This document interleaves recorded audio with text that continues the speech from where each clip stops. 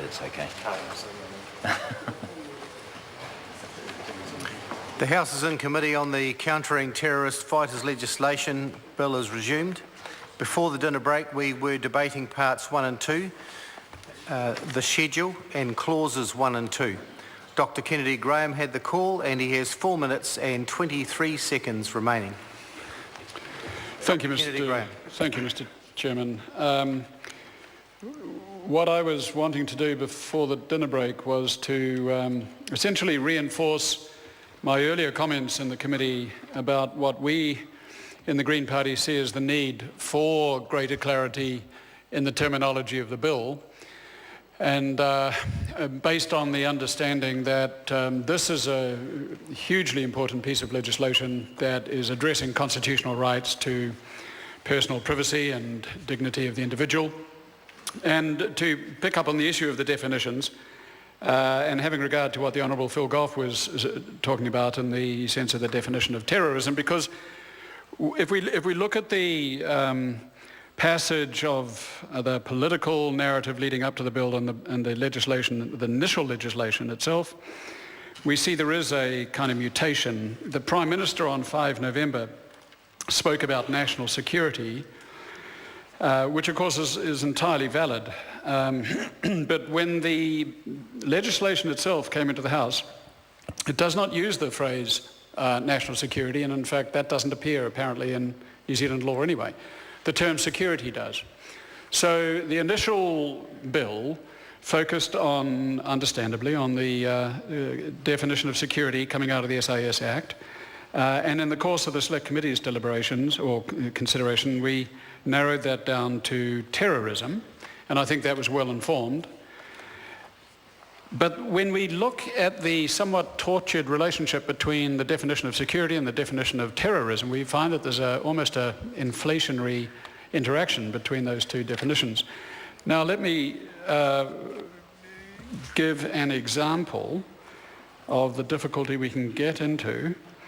We're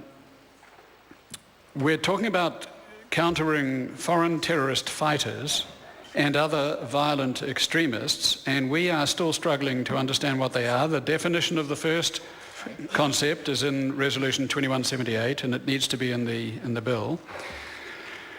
But even if it is, and also violent extremists, but even if it is narrowed down to the definition of terrorism, let us look at what that could conceivably mean. It's one thing to have a violent act, physical violence in New Zealand against New Zealanders that indisputably is an act of terrorism.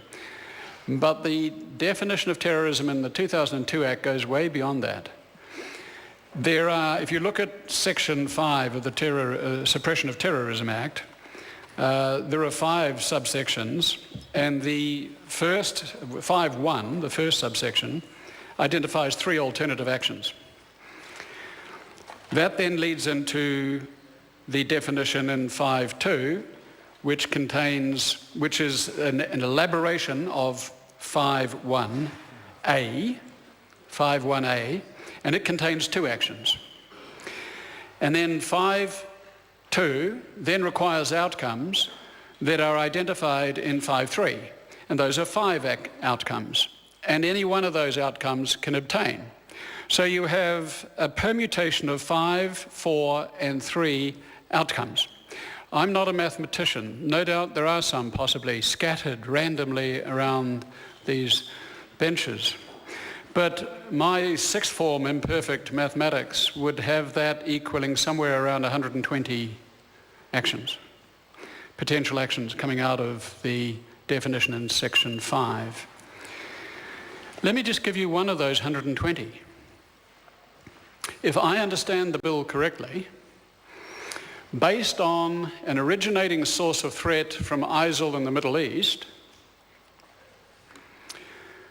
the intrusive powers, covert, warrantless, 24-hour surveillance by the SIS in the bedroom of a New Zealander could be undertaken if there is a suspicion that that New Zealander is facilitating an action, Mr. Chair, Mr. Chair, I'll finish in a few seconds.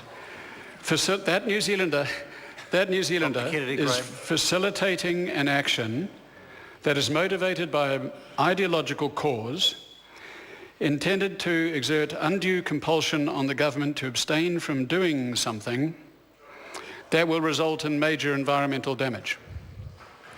That, as I understand it, is one of the 120 or so possible acts of terrorism. If I have an ideological cause, an undue compulsion on the government to abstain from doing something and incur major environmental damage, that's a terrorist. And that warrants a camera in my bedroom. Thank you. Chairman. The Honourable Chris